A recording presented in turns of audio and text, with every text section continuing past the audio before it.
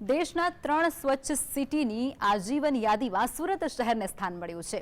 ગૃહ રાજ્યમંત્રી હર્ષ સંઘવીએ શુભકામના પાઠવી હતી। હર્ષ સંઘવીએ જણાવ્યું કે સુરતના લોકોને 2 હાથ જોડીને અભિનંદન આપું છું અને વંદન કરું છું।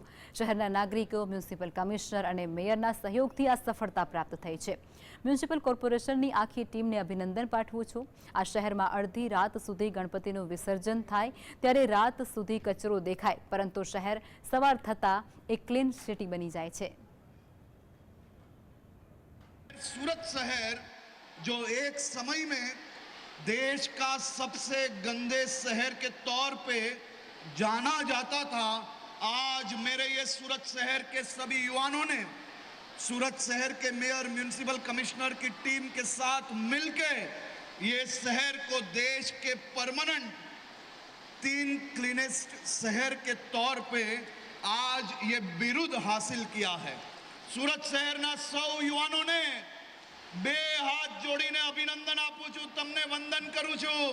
तमे अपना सूरत शहर ने देश में टॉप 3 स्वच्छ शहरों में परमानेंट यादी में समावेश करवामा सफलता प्राप्त